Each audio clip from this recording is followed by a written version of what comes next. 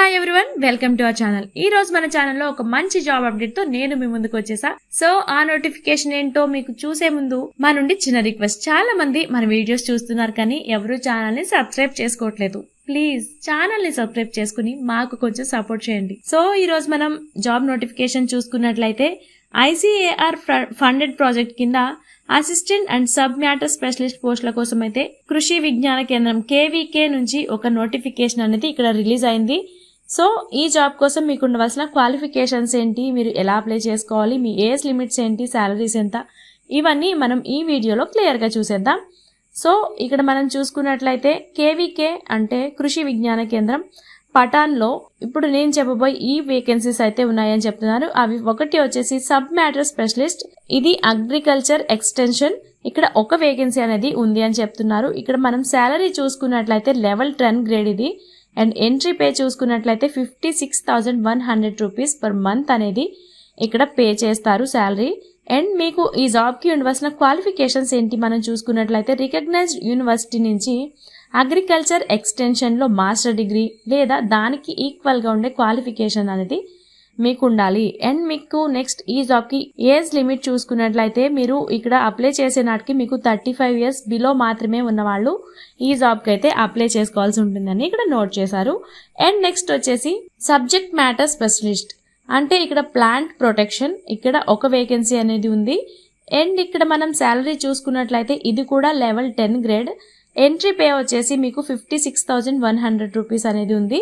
And మీకు ఈ జాబ్కి ఉండవలసిన క్వాలిఫికేషన్స్ ఏంటి చూసుకున్నట్లయితే రికగ్నైజ్డ్ యూనివర్సిటీ నుంచి ప్లాంట్ ప్రొటెక్షన్లో మాస్టర్ డిగ్రీ లేదా దానికి సమానమైన క్వాలిఫికేషన్ అనేది ఉన్నవాళ్ళు అప్లై చేసుకోవచ్చు. అండ్ ఈ జాబ్కి ఏజ్ లిమిట్ చూసుకున్నట్లయితే మీరు ఈ జాబ్కి అప్లై చేసే నాటికి 35 ఇయర్స్ అయితే బిలో ఉండాలి అనేసి ఇక్కడ చెప్తున్నారు.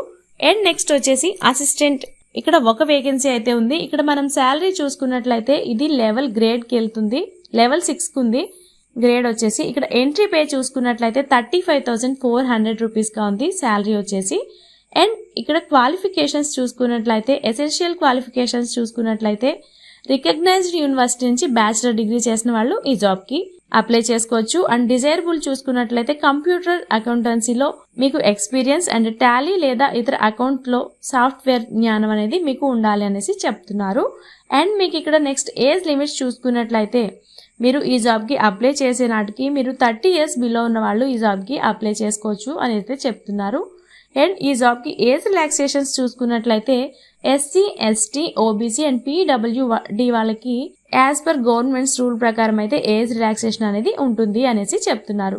సో ICAR KVKకి మీరు ఎలా అప్లై చేసుకోవాలి అంటే మీరు ఈ జాబ్కి నోటిఫికేషన్ అనగా June 24th లోపు అయితే మీరు ఈ జాబ్కి అప్లై చేసుకోవాల్సి ఉంటుంది. అండ్ మీరు ఇక్కడ ఈ జాబ్కి ఒకవేళ మీరున్నది లాస్ట్ డేట్ అది సండే ఏదైనా హాలిడే అయితే అది నెక్స్ట్ డేగా అయితే చేంజ్ అవుతుంది. అంటే 24 వచ్చేసి 25 అలా చేంజ్ అవుతుంది.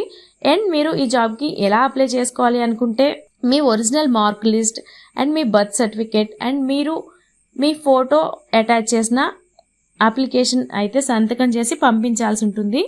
అండ్ ఇక్కడ ఇప్పుడు నేను చెప్తున్నాను కదా ఈ అడ్రస్కి. సో అడ్రస్ వచ్చేసి డైరెక్టర్ సరస్వతి గ్రామ విద్యాపీఠ్, సమోడా, గన్వాడ, తాలూకా సిద్ధాపూర్ అండ్ జిల్లా వచ్చేసి పటాన్ అండ్ గుజరాత్ 384151 ఈ అడ్రస్కి అయితే మీరు ఈ అప్లికేషన్ అనేది సెండ్ చేయాల్సి ఉంటుంది. అండ్ ఎన్వలప్ పై అప్లికేషన్ ఫర్ ద పోస్ట్, మీరు ఏ పోస్ట్కి అయితే అప్లై చేస్తున్నారో ఆ పోస్ట్ని సూపర్స్క్రైబ్ అయితే చేయాల్సి ఉంటుంది. అండ్ నెక్స్ట్ ప్రాసెసింగ్ ఫీజ్ చూసుకున్నట్లయితే 500 రూపీస్ ఫీజు ఉంది. ఇది నాన్ రిఫండబుల్ ఫీజ్ అనేసి ఇక్కడ మెన్షన్ చేశారు. ఇది వచ్చేసి nationalised bank demand draft DD వచ్చేసి కృషి విజ్ఞాన కేంద్ర REV ఫండ్. ఇక్కడ ఈ పేరుతో అయితే సిద్ధాపూర్లో ఇది సెండ్ అయ్యేలాగా మీరు ఈ ప్రాసెసింగ్ ఫీజ్ అనేది చెల్లించాల్సి ఉంటుంది. అండ్ SC, ST అండ్ ఉమెన్స్కి అయితే ప్రాసెసింగ్ ఫీజ్ అనేది లేదు. అండ్ మిమ్మల్ని ఈ జాబ్కి ఎలా సెలెక్ట్ చేస్తారు అంటే మీరు అప్లికేషన్ చేసిన తర్వాత ఇక్కడ స్క్రీనింగ్ చేస్తారు. సో దాని తర్వాత మిమ్మల్ని ఇంటర్వ్యూకి అయితే పిలవడం జరుగుతుంది. అండ్ నెక్స్ట్ మీరు ఎవరైతే ఇంటర్వ్యూకి అటెండ్ అవుతారో వాళ్ళకి TA, DA అనేది వాళ్ళు ఇవ్వరు అని చెప్తున్నారు. అండ్ నెక్స్ట్ వచ్చేసి మీరు ఆల్రెడీ జాబ్ చేస్తున్న వాళ్ళు అయితే నాన్ అబ్జెక్షన్ సర్టిఫికేట్ అనేది కూడా ఈ అప్లికేషన్తో పాటు మీరు పంపించాల్సి ఉంటుంది అని చెప్తున్నారు.